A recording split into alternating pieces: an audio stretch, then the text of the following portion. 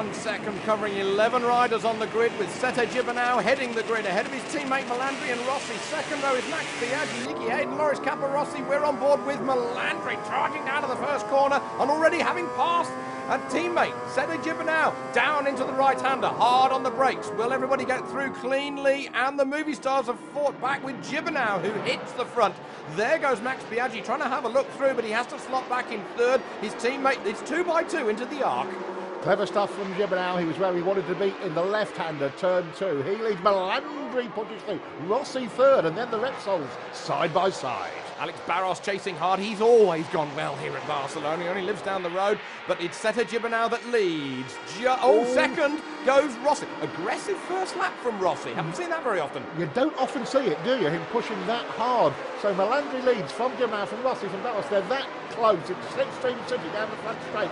Now it's on the brakes. Alex Barros has always been the last of the late breakers, and sure enough, third for Alex. Fastest lap of the race is coming up hard, but no, Valentino Rossi's going to squeeze him out and hold Rossi's third position. Gibernau's closing and hits Marco Melandri. He nearly tips off not only himself but his teammate. Not good for Fausto Grassini's good book.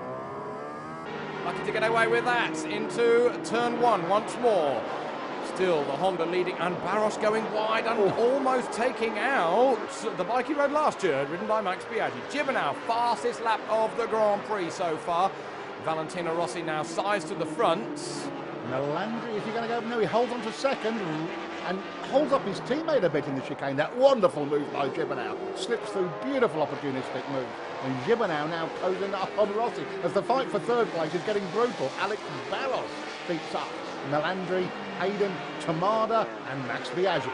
Tamada is there, isn't he? And he's going like the wind, returning on that bike after the Portuguese crash. Gibernau takes the lead ahead of Valentino Rossi now. Now he's got to make it stick.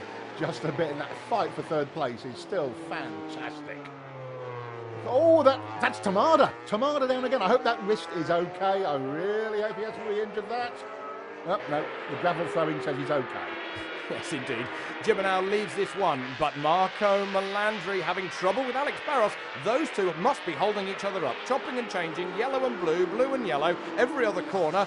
Don't know which way is quickest. And that's that Hayden. You're right, Toby, because Hayden's away from him in third as they change, again and again.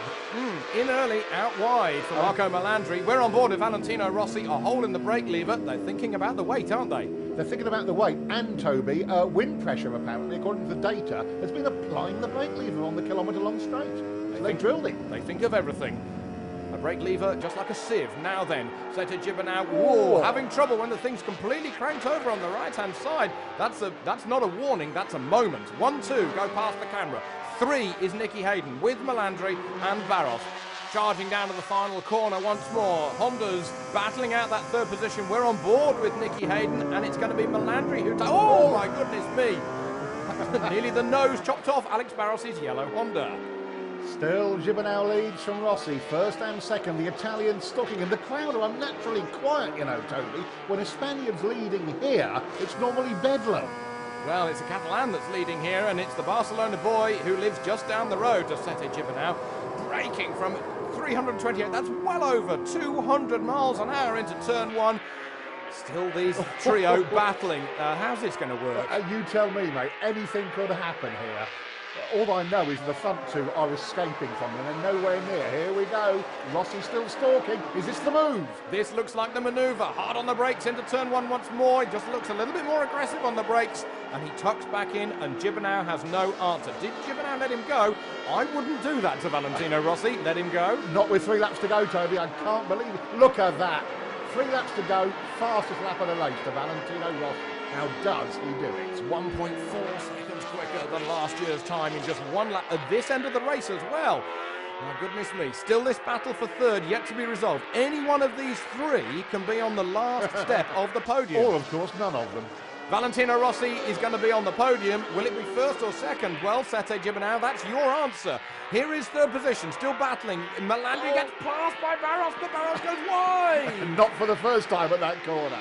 through into the stadium area they go. Valentino Rossi is going to win the Grand Prix of Catalonia ahead of the hometown hero Sete Gibernau, who struggles sideways out of the final corner. Rossi from Gibernau, and third position is going to be, Melandri who gets third ahead of Barros and Nicky Hayden. Wow, what a Grand Prix for Rossi, another dominant victory. By 1.0 seconds in the end, it was actually closer than that, you know. And there's no booing on the rostrum. The Spanish fans have forgotten all about Jerez. And look at that, the lead is now over 2 races worth.